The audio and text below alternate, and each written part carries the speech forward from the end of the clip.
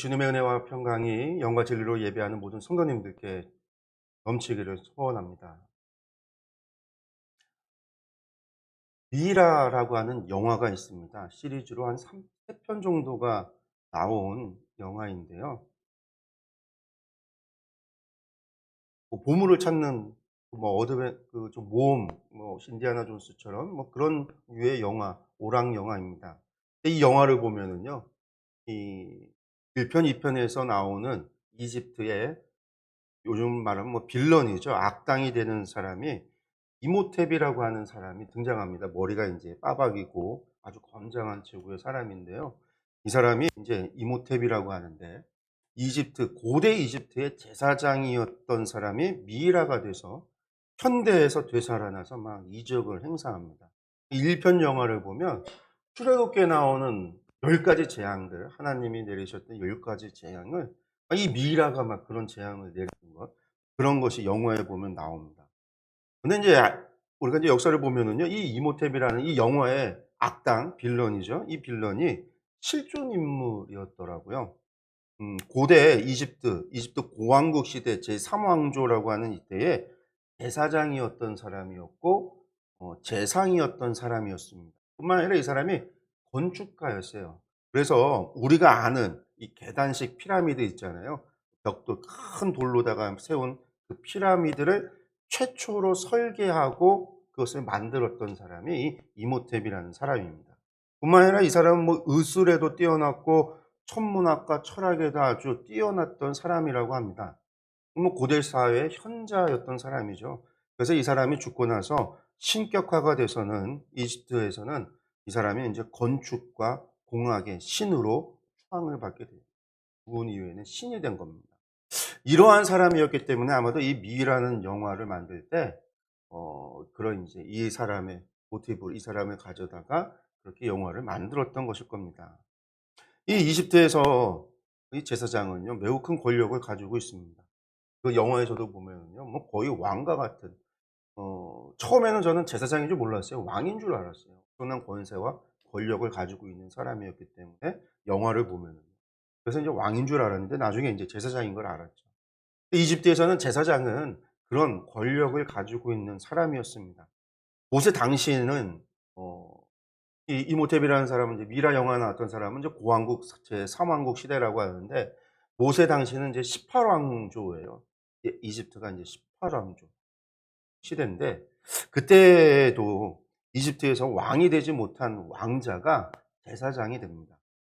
그러니까 이제 왕이 서열상 첫 번째 서열이었던 사람이 있고 두 번째, 세 번째 이런 서열들이 있을 텐데 이 중에 인제 첫 번째 사람이 왕이 되고 나면 왕이 되지 못한 사람들은 제사장이 됐다라는 거죠, 두 번째 사람은. 그래서 인제 이 제사장도 왕자 출신이고 엄청난 권력을 가지고 있었던 그런 사람들입니다. 이스라엘은 그러한 이집트에서 430 년을 살았습니다, 여러분. 그들의 눈에 비춰진 제사장이라고 한다면요. 엄청난 사람일 수밖에 없어요. 게다가 이 이모텝이 피라미드를 건축했다라고 했는데 제사장들, 이집트의 제사장들은 피라미드뿐만이 아니라 이집트의 많은 신전 그것들을 건축하는 일들에 관여했던 사람들입니다. 그런데 이스라엘 사람들이 바로 그런 건축에 들어가는 벽돌, 그 돌을 진흙으로 만드는 일을 했으니까 그 일을 하는 노예였으니까 이스라엘 사람들의 눈에 비친 제사장들은요, 어마어마한 사람일 수밖에 없어요. 엄청난 권력을 가진 사람으로 눈에 보일 수밖에 없는 거죠. 마치 하늘처럼 보일 수밖에 없었다라는 거예요. 그런데 하나님께서 이스라엘과 언약을 맺으시고 이스라엘 가운데서도 제사장을 세웠습니다. 이스라엘 사람들에게 있어서 왕이 없었으니까 이 제사장은 왕과 같은 권력을 가진 사람, 그들이 이집트에서 보고 들었던 그런 막강한 권력을 행사하는 사람으로 이해될 수밖에 없는 것이죠. 그러니 이스라엘 백성들에게 아론은 시기의 대상이 될 수밖에 없고 또 부러움의 대상이 될 수밖에 없습니다. 그나 우리나 동일하다라고 생각한다면 아론이 된 건 정말 운이 좋아서 혹은 시기의 대상이 될 수밖에 없는 거예요. 그런 이유가 그런 시기와 부러움의 이유가 결국은 고라당의 반란이 일어났던 이유였기도 합니다. 그러나 이스라엘의 제사장은 이집트의 제사장과는 분명히 다릅니다. 세상 종교의 제사장과도 다릅니다. 세상 제사장은요, 권력을 행사하는 자리예요. 특히 고대 사회로 갈수록 신정일치라고 해서 종교와 정치가 일치되어졌던 그런 시대에는요, 제사장은 곧 왕과 같은 권력을 행사하는 그런 사람들입니다. 그러나 이스라엘에게 있어서는 제사장은 어떤 권력의 자리가 아닙니다. 그렇다고 재물을 모을 수 있는 자리도 아닙니다. 그런데 이스라엘의 제사장은 아무런 재물도 가져서는 안 됩니다. 그들은 어떤 기업도 받지를 못했고 무엇도 분깃으로 받은 바가 없습니다. 그들은 그저 자신들의 몫으로 주어지는 고기와 곡물, 빵을 받아서 살았습니다. 물론 그들의 필요를 위해서 책정된 은색의 약간의 재물이 주어지긴 했지만 그들은 그것을 통해서요, 제사장 직분을 하기 위한 필요를 그들이 충당해야만 했습니다. 그리고 또한 이것은 사람들이 주는 것들이 아니었어요. 하나님께서 주시는 겁니다. 하나님께 드려진 재물을 하나님께서 제사장들에게 주는 것이었어요. 그렇기 때문에 이것을 소유하고 이것을 먹고 그것을 생활하기 위해서는요, 반드시 정결함이 유지되어야만 했습니다. 만약에 그들이 정결함을 유지하지 못한다면요, 그들은 어떠한 음식도 먹어서는 안 됐고요. 그냥 매일같이 먹는 이러한 음식조차도 그들은 먹어서는 안 되었던 사람들입니다. 즉 이스라엘의 제사장은 지켜야 할 의무는 많지만 그들이 누리고 행사할 수 있는 권리는 적은 자리가 제사장이라는 자리입니다. 오늘날로 이야기한다면 명예직과 같은 것이지 어떠한 권력도 없는 그런 자리였다라는 거예요. 이것을 사람들이 오해했습니다. 그렇게 아론을 부러워했고 아론을 시기했고 질투했던 겁니다. 오늘의 말씀은 그렇게 오해하고 있는 이스라엘 사람들에게 제사장의 몫이 무엇인지, 그들이 제사장이기 때문에 포기해야 하는 것은 무엇이고 그들이 제사장이기 때문에 누릴 수 있는 것이 무엇인지를 알려주는 말씀입니다. 우리가 세상적인 눈으로 본다면 정말 제사장이라는 자리는 빛 좋은 개살구에 지나지 않습니다. 좋아 보이지만 실속이라고는 아무것도 없는 자리가 제사장 자리인 것 같습니다. 그들에게는 기업도 없고요, 재물도 없고 분깃도 없습니다. 그들은 행사할 권력도 없습니다.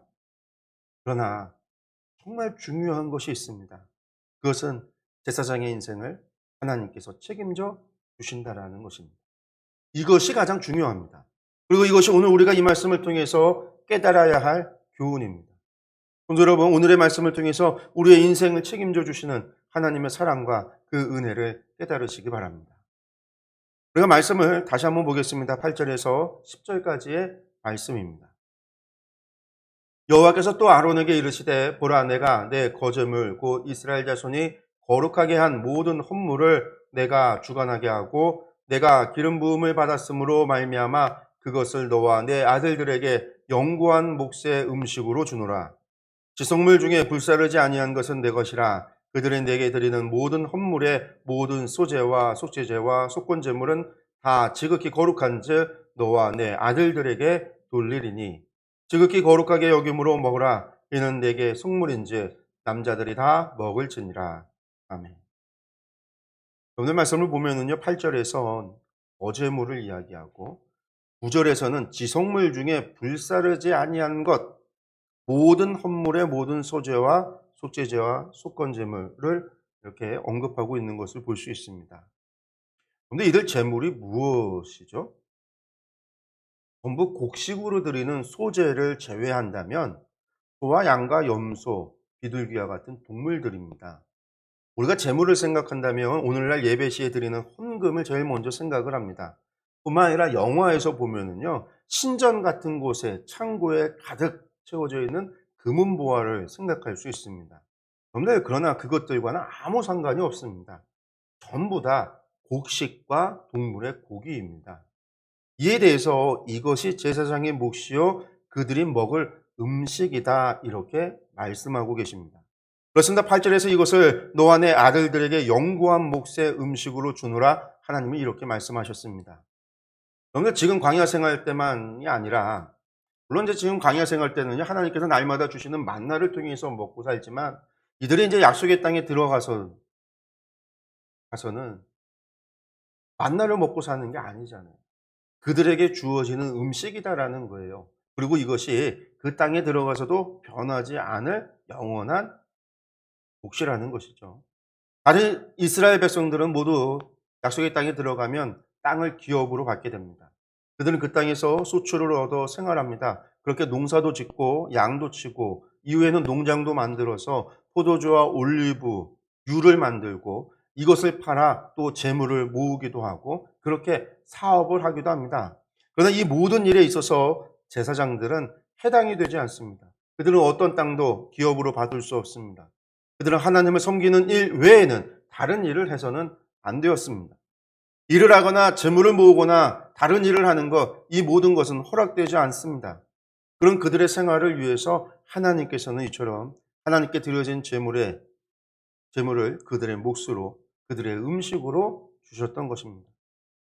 이렇게만 보면 정말 이스라엘의 제사장은 빚좋은 개살구에 불과합니다.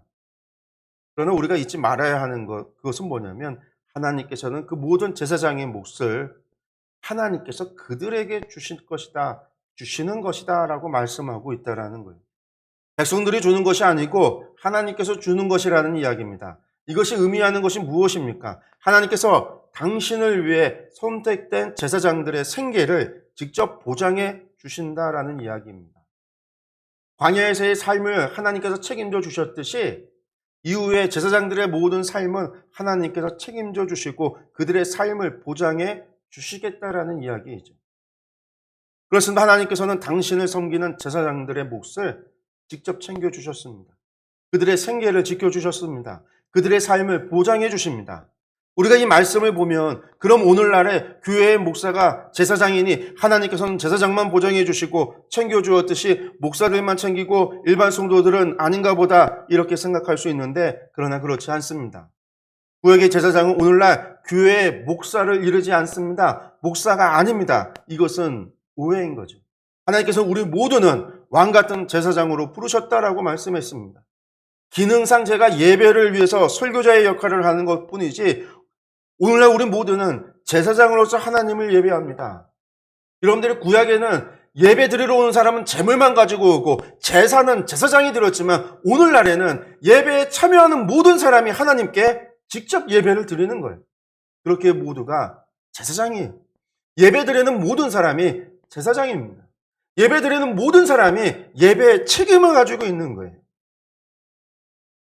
우리 모두가 하나님을 섬기는 제사장입니다. 그렇다고 한다면 하나님께서는 분명 구약의 제사장들의 삶을 지켜주었듯이 오늘 우리의 삶을 지키시고 우리의 생계도 보장해 주시는 겁니다. 성도 여러분, 하나님께서는 아론 자손의 제사장들의 필요를 채워주신 것처럼 또한 그리스도 안에서 제사장이 된 우리를 위해서도 우리의 모든 필요를 채워주십니다. 이 사실을 믿으시기 바랍니다. 하나님께서는 택한 자를 친히 책임져 주시는 분이시라는 사실을 여러분들 믿으시기 바랍니다. 그 하나님을 신뢰하시기 바랍니다. 이어서 또 제사장의 몫에 대해서 말씀하십니다. 11절에서 13절까지의 말씀입니다. 내게 돌릴 것은 이것이니 곧 이스라엘 자손이 드리는 거제물과 모든 요제물이라 내가 그것을 너와 내 자녀에게 영구한 몫의 음식으로 주었은즉 내 집에 정결한 자마다 먹을 것이니라. 그들이 여호와께 드리는 첫 소산 곧 제일 좋은 기름과 제일 좋은 포도주와 곡식을 내게 주었은즉 그들이 여호와께 드리는 그 땅에 처음 익은 모든 열매는 내 것이니 내 집에서 정결한 자마다 먹을 것이니라. 그런데 11절에서는 거제물과 요제물을 영구한 몫의 음식으로 주었다 이렇게 말씀하고 계십니다. 여러분들 거제물은요 동물을 제물로 드릴 때 제사 드리는 방식이에요. 태워서 드리는 제사가 아니라 다 태우면 이제 재만 남잖아요. 거제물은 태우는 제사가 아니라 하나님께 올려드리는 제사거든요. 동물 같은 경우는 무겁잖아요. 제사장과 제물 가져온 사람이 함께 들고 하나님께 올렸다 내렸다. 그래서 이제 거제인 거죠. 올렸다 내렸다 하는 거. 요제라고 하는 건 흔들어서 드리는 제사잖아요. 이거 흔들리는데 뭘 흔들느냐?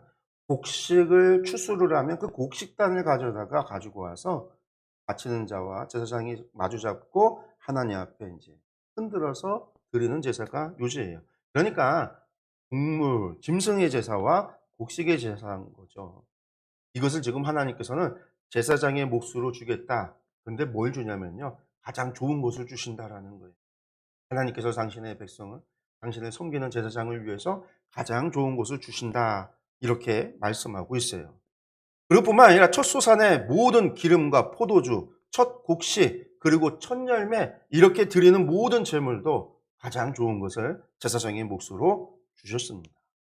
그런데 여기서 우리가 기억해야 되는 것이 있어요.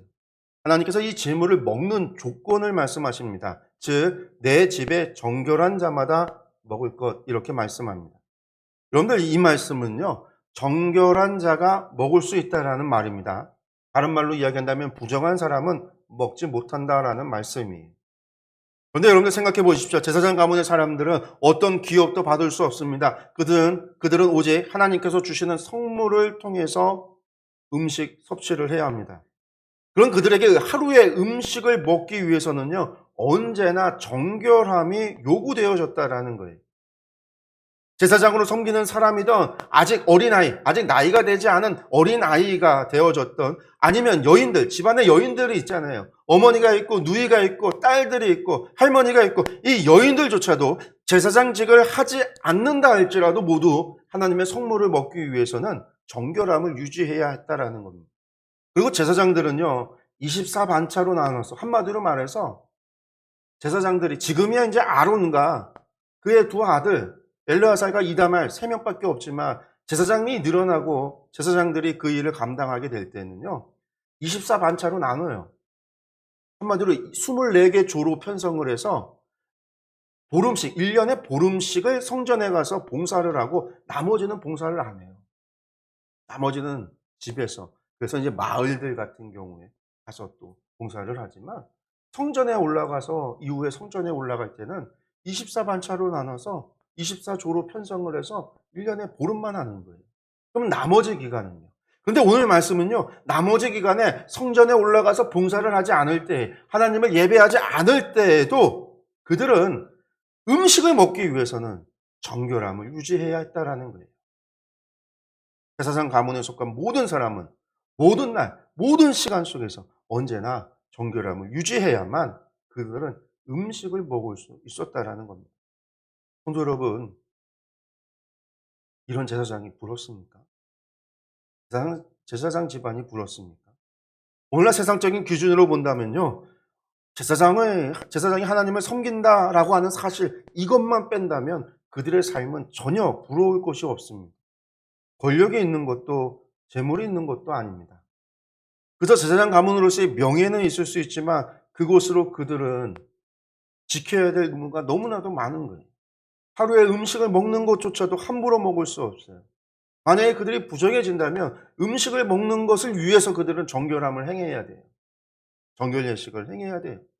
부정함을 피하기 위해서 애쓸 수밖에 없어요. 오늘날 그렇게 살아가야 한다라고 한다면 과연 그러한 삶을 위해서 제사장이 되겠다고 할 사람이 얼마나 될까요? 그런데 결코 바라지 않을 겁니다. 그러나 중요한 것은 이러한 삶이 오늘날 우리에게도 요구된다라는 사실입니다. 오늘날 우리가 주의 약속과 주의 은혜와 주의 복에 참여하기 위해서는 반드시 정결함이 요구됩니다. 여러분들 정결하지 않으면 그것을 누릴 수 없어요.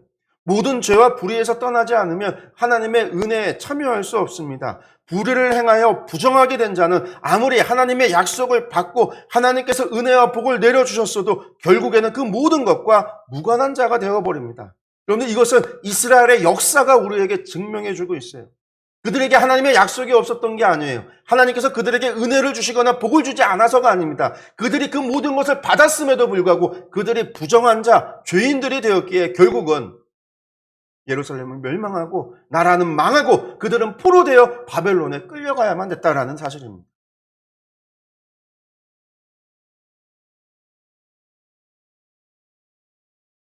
여러분들 그러므로 그리스도인이 되었다라는 사실에 우리가 안주해서는 결코 안 됩니다. 예배에 참여하는 것으로 안주해서도 안 됩니다. 중요한 것은 날마다 부정하고 악한 것을 멀리하고 죄를 피해야 합니다. 하나님의 거룩한 백성으로서 우리의 거룩을 지켜야 합니다. 하나님의 거룩한 백성으로서의 삶을 살아가야 합니다. 성도 여러분 또한 우리가 기억해야 할 것이 있습니다. 무엇보다도 우리가 부정함과 죄악을 멀리하고 정결함과 거룩함을 지켜야 하는 것은 하나님께서 유업으로 약속하여 주신 하나님의 나라에는 결코 불의한 자가 참여할 수 없다라는 사실입니다. 하나님의 나라는 오직 자신을 세속의 더러운 것으로부터 지켜 정결하게 된 거룩한 사람들만이 들어갈 수 있습니다.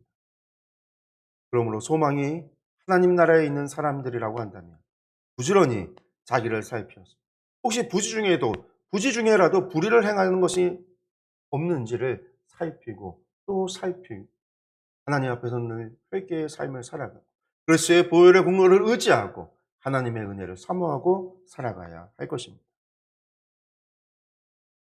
14절에서 16절의 말씀은 이 일용할 양식 외에도 하나님께서 제사장의 몫으로 책정한 것이 있음을 보여주고 있습니다. 14절에서 16절의 말씀을 보겠습니다. 이스라엘 중에서 특별히 드린 모든 것은 내 것이 되리라. 여호와께 드리는 모든 생물에 처음 나는 것은 사람이나 짐승이나 다 내 것이로되 처음 태어난 사람은 반드시 대속할 것이요 처음 태어난 부정한 짐승도 대속할 것이며 그 사람을 대속할 때에는 난지 한 달 이후에 내가 정한 대로 성소의 세겔을 따라 은 5세겔로 대속하라. 한 세겔은 20게라이니라. 하나님께서 이스라엘 백성들을 출애굽시키실 때에 마지막 재앙이 애굽 장자의 죽음, 애굽에서 처음 태어난 모든 것, 짐승이나 사람이나 할 것 없이 그 모든 장자가 죽임을 당할 것이다 라고 했고요. 그때의 이 열 번째 재앙으로부터 이스라엘 백성들을 구원하시고 보호하시고 구원해 주셨어요. 그것이 이제 유월절 기념하는 날이 유월절인 거죠. 이후로 이스라엘에 태어나는 모든 처음 난 것은 그것이 사람이 되었던 짐승이 되었던 그 모든 것은 하나님 것이다라고 말씀을 하셨습니다. 당연히 초태생들은 모두 하나님께 바쳐져야만 한다라는 거예요. 그러나 짐승들 가운데 초태생은 제물로 바치게 했던 것과 다르게 장자의 경우, 사람인 경우에는요. 하나님께 바칠 수가 없잖아요.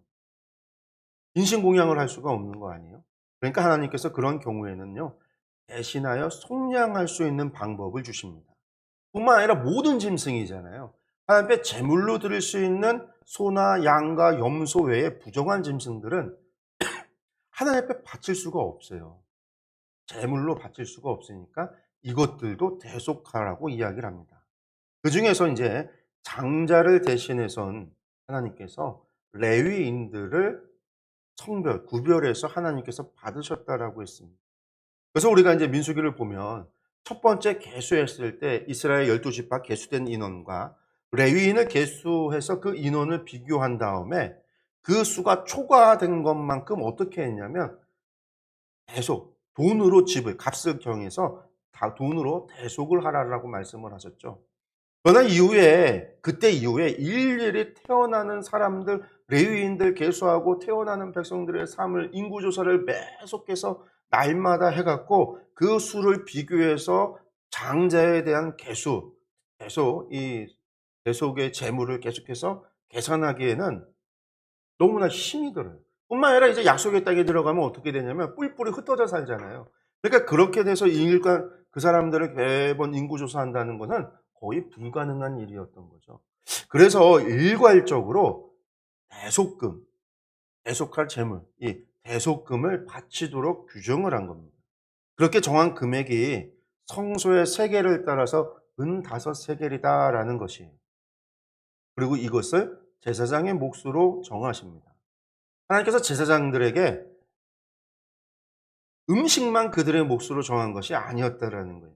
그들의 필요를 채울 수 있도록 고대 세계에서는 화폐라고 하는 것은 바벨론포로 잡혀가고 나서부터 그리스에서부터 동전이 만들어져서 화폐가 통용되기 시작을 해요. 그러니까 이 고대 세계에는요, 돈전이 없었어요.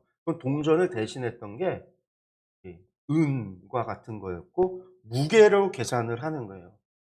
동일한 무게가 동일한 가치를 갖게 되는 거죠. 그래서 이제 당시에 은으로서 그들의 몫을 허락하셨습니다. 하나님께서 이처럼 당신을 섬기는 제사장들의 삶을 충만케 하신 겁니다.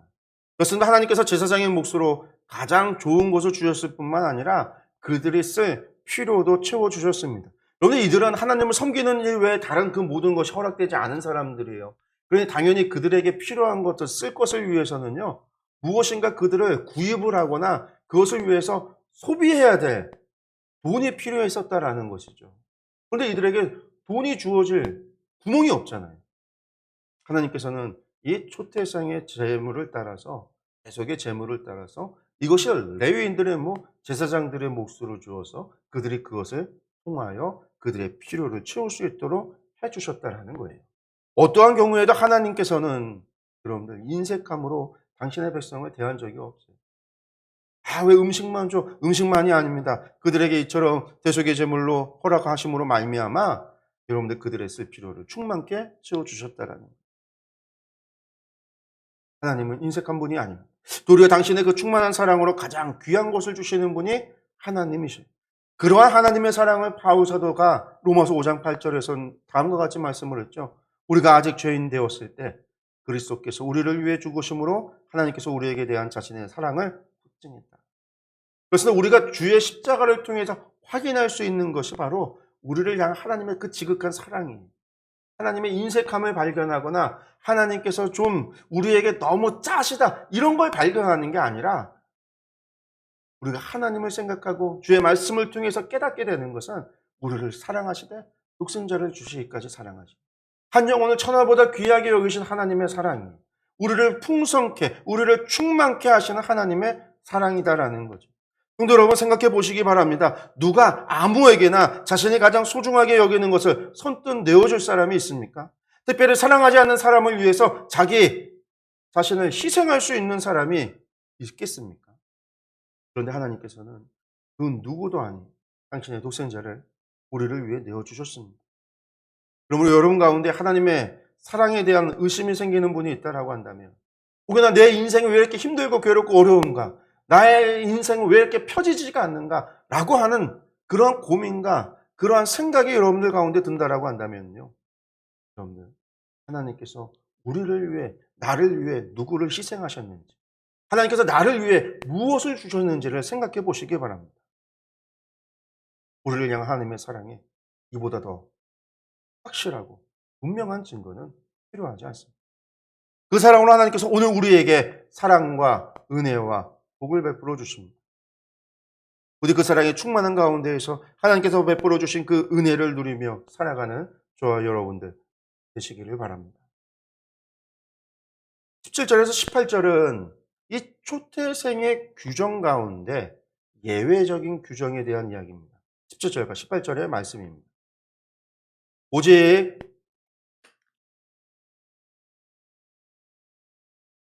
오직 처음 태어난 소나 처음 태어난 양이나 처음 태어난 염소는 대속하지 말지니 그것들은 거룩한즉 그 피는 제단에 뿌리고 그 기름은 불살라 여호와께 향기로운 화제로 드릴 것이며 그 고기는 내게 돌릴지니 흔든 가슴과 오른쪽 넓적다리 같이 내게 돌릴 것이니라.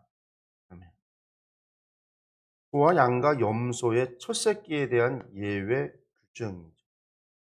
아까 말씀드렸잖아요. 부정한 짐승은 대속을 하고요. 하나님께 드릴 것들은 하나님께 드려야 되는데 그 중에서도 소와 양과 염소, 부정하지 않은 짐승들 말고 제물로 사용되어지는 짐승들이라는 거예요. 이것들은 대속하는 것이 아니라 하나님께 드리도록 제물로 바쳐지도록 했습니다. 그런데 다만 뭐라고 말씀하고 계시냐면요. 태워서 하나님께 제물로 드리고 남은 고기, 남겨진 것은 제사장에게 돌리도록 했습니다. 보통 우리가 번제로 드리는 제사 제물들은요, 다 태우고 피를 쏟고 다 태우고 나면 원래 사실 남는 거는 가죽만 남아야 돼요. 그리고 그 가죽이 나중에 제사장들의 몫으로 주어집니다. 근데 오늘 말씀 보면은 이 초태생에 드린 제물들은요, 다 태우는 게 아니에요. 이 흔든 가슴과 오른쪽 넓적다리 이거는요, 거제같이 드리라는 거예요. 거제물로 드려지는 것처럼 제물 이 부분들은 남겨주고 나머지는 태우고 그 고기들은 원래 제사장의 몫으로 남겨두라라는 거예요. 그런데 이처럼 하나님께서 이러한 좀 예외적인 규정을 두시는 이유는 무엇일까요? 하나님께 드리면 보통 다 태워드리듯이 태워야 되는데 왜 번제와 거제를 짬뽕하듯이 막 그렇게 남겨두고 제사장의 몫으로 돌리는 그렇게 만드셨을까요? 여러분들 이것은요 모든 초태생을 제사장의 것으로 삼게 했지만 이 중에서 성별해야 할 것이 있다라는 거예요. 제사장들에게 주어진 것이라 해서 그들 마음대로 해도 되는 것이 아닙니다. 백성들이 가져온다고 해서 그것이 백성들이 제사장에게 주는 것이 아니잖아요. 백성들은 하나님께 드리는 겁니다. 그것을 하나님께서 제사장에게 주시는 것이에요. 근데 이 과정에서 사실 하나님은 안 계세요. 보이질 않아요. 하나님이 안 계시다라는 게 아니라 하나님께서 보이시지 않아요. 사람과 같이 이 사람이 저에게 줘 갖고 내가 이걸 한다면 우리가 이제 정부에 세금을 줘서 정부에게 세금을 바치고 정부는 세금을 가져서 복지기금으로 사람들에게 어려운 사람에게 준다면 사람들은 받는 사람은 세금 바친 사람에게 감사하지 않잖아요. '아 정부가 우리에게 줬구나.'라는 감사함을 가지고 이 사람들은 또 '정부에게 세금을 줬다.'라고 해서 '나는 의무를 다했다.'라고 생각을 할 거예요. 그런데 이 과정이 없어 버리고 사람들이 직접 준다라고 한다면요. 서로 간에 무슨 생각을 할까요? 나는 저 사람을 돕는 거고 저 사람은 저 사람에게 도움을 받은 거고. 이런 관계가 돼 버리잖아요. 그러니까 하나님께서 보이시지 않다 보니까 잘못 생각하면은요. 백성들이 드린 헌금이 제사장에게 주는 거고 제사장은 우리 헌금 가져다 사는 사람으로 생각을 하는 거예요. 제사장들은 하나님께 받는다라고 생각하는 게 아니라 백성들에게 주는 것으로 받고 사는구나라고 착각할 수 있다라는 거죠. 이런 착각이 지속이 되면 어떻게 되냐면 사람들 자신들의 위치를 잊어버려요. 제사장들은 자신들이 마치 백성들로부터 세금을 걷는 왕 같은 존재로 그렇게 생각할 수 있고요. 백성들은요, 제사장을 섬기는 존재로 인식할 수 있다라는 거예요. 왜? 제사장에게 재물을 갖다가 바친다라고 생각을 하게 되니까. 이렇게 되면 결국에는 하나님을 두려워하는 게 아니라 제사장을 두려워하고 제사장을 섬기게 됩니다. 여러분, 이것이 사람의 본성, 죄된 본성이에요. 하나님께서 그 재물 가운데 하나님께 성별하여 하나님께 드리도록 하신 것은 백성들에게는 하나님께 초채사상을 드렸음을 알게 하는 거고요. 그 드린 재물에 남겨진 고기를 제사장들에게 준다라는 것은요. 제사장들은 하나님께 받는다라는 사실을 알게 하기 위한 거예요. 모든 것이 하나님의 은혜로 주어졌음을, 백성들은 자신들이 드리는 것이 하나님께 들어졌음을 보고 알게 한다라는 겁니다. 그런데 이걸 다른 말로 이야기한다면요. 하나님께서 주시는 것이 하나님께서 주시는 것으로 아는 것이 사람을 자신의 위치를 깨닫게 한다라는 거예요. 다른 말로 얘기한다면 은혜가 은혜인 줄 아는, 내가 하나님으로부터 주시는 것으로 먹고 산다라는 사실을 깨닫게 하고 그것을 아는 것이 자신의 본분을 지킬 수 있다라는 것이죠. 그렇기 때문에 은혜가 은혜인 줄 아는 것이 복된 것. 하나님께서 주신 복과 은혜가 하나님께서 주신 줄 아는 이것이 복되다라는 거예요.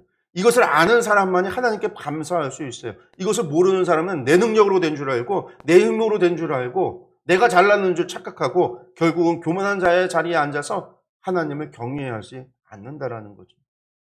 하나님께서 우리에게 얼마나 큰 사랑과 은혜와 복을 주시는지 아는 사람만이 온전히 하나님께 경배할 수 있습니다. 우리 날마다 저희에게 베풀어 주신 하나님의 은혜와 이 사랑에 감사할 줄 아는 저희 모두가 되기를 바랍니다. 이 모든 규례를 정하여 주신 다음에 하나님께서는요. 이 규례가 영원한 변하지 않는 언약이다라고 말씀하시면서 소금 언약이다라고 말씀합니다. 영원한 규례가 되게 하신 겁니다. 19절에서 20절의 말씀입니다.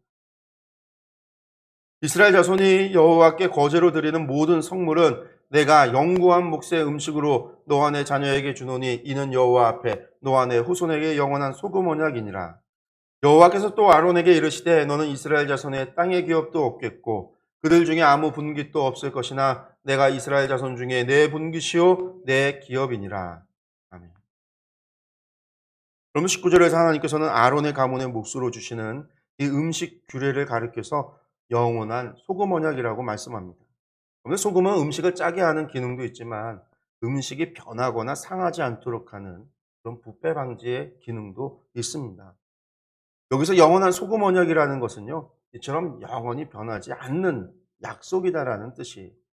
그렇으나 하나님의 약속은 그것이 무엇이 되었든 언제나 영원 불변합니다. 민수기 23장 19절을 보면 하나님은 인생이 아니시니 시건치 않으신다라고 했습니다. 여기서 시건치 않는다라는 말은 거짓말을 하지 않는다라는 말씀입니다. 그렇습니다. 하나님께서는 거룩하시기에 결코 거짓말을 하실 수 없습니다.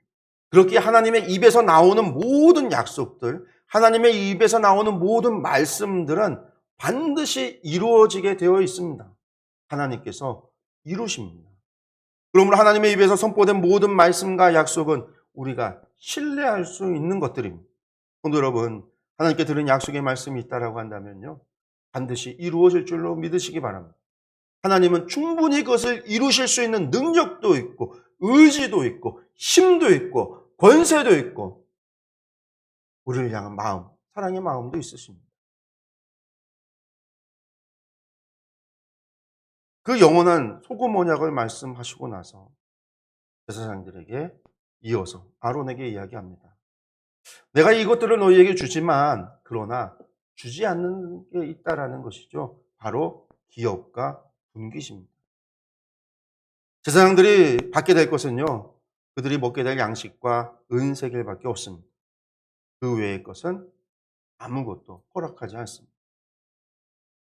아론의 가문과 제사장들에게는 땅을 기업으로 주지 않고 분깃도 없을 것이라고 말씀합니다. 제사장들은요, 오직 하나님을 섬기는 일에만 전념해야 한다라는 의미입니다.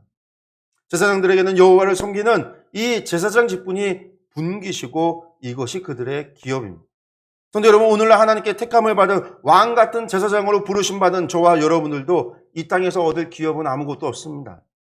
오직 하나님께서 친히 성도들의 기업이 되어 주십니다. 다시 말해 우리의 기업은 하늘에 있습니다. 저 하늘나라 그곳에 있습니다.